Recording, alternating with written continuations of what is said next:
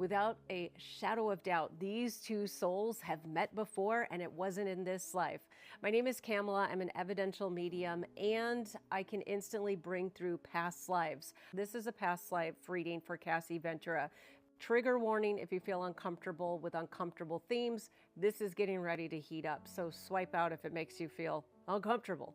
Soul contracts can carry between lifetimes. Cassie Ventura described today in court in New York City that Sean Combs just had this inexplicable power over her. And as soon as I heard that, my little intuitive radar went up, and I realized that these two had had a past life. I had not intended to actually do a past life reading of her, but the more I dug in, the more interesting it got.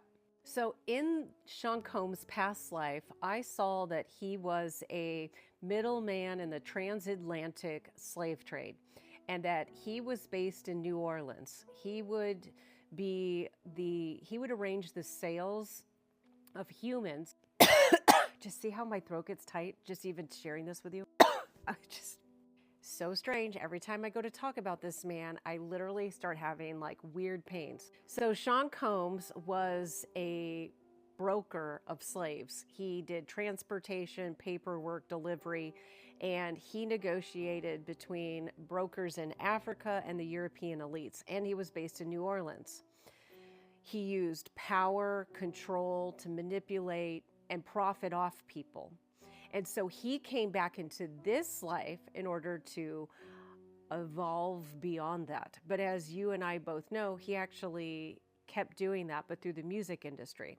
Now, the interesting piece about Cassie Ventura is that when I go back into her past life, I actually see that they are connected, because she had actually been the wife of a merchant that was based in New Orleans.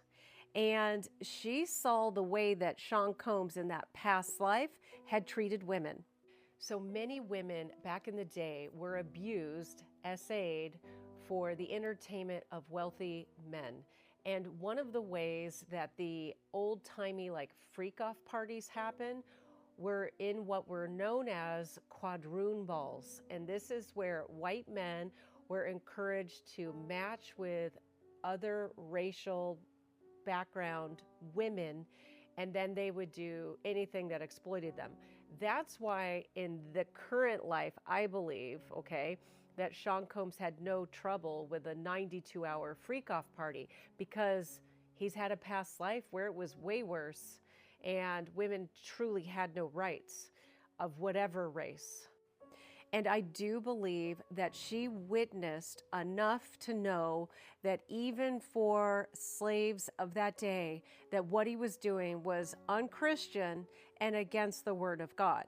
So I see in that past life that she had been white, and that she had been married to a wealthy merchant, and that she felt safe expressing to other people the injustices and the hardship of the way that he treated women. But this was actually a very courageous thing for her in that past life, to speak out about how women were being treated, let alone slaves. So what I see is that she, in that past life, caused so much issue for him that he ended up managing to, he kidnapped her, brought her out to what I see is a tree, and then a rope that was used to unalive her, which is probably part of the reason why I started to choke up and feel just so uncomfortable. So for breaking the silence in that past life, it led her to be unalived. End of story. So here she was, she met him again in this life, and was under this spell, the fear of speaking out her truth. And so I find it remarkably incredible that in this life, she has found the courage to speak out and to tell the truth.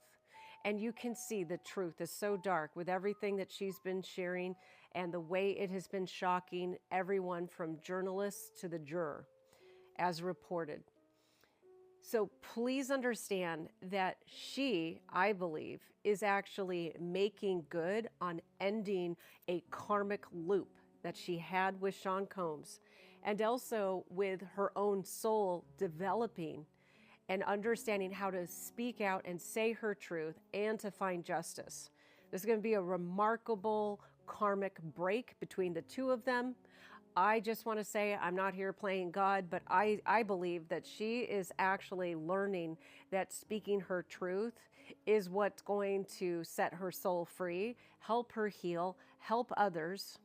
Although I think she will probably hide for a lot of it until she gets older. I feel like she's going to write a book just about how to speak up and how to say no. And that took courage, even today when she testified in New York City regarding everything that happened to her. Regardless of what anybody says, to speak about SA and assault and feeling like they are unable to escape takes courage. So what do you think?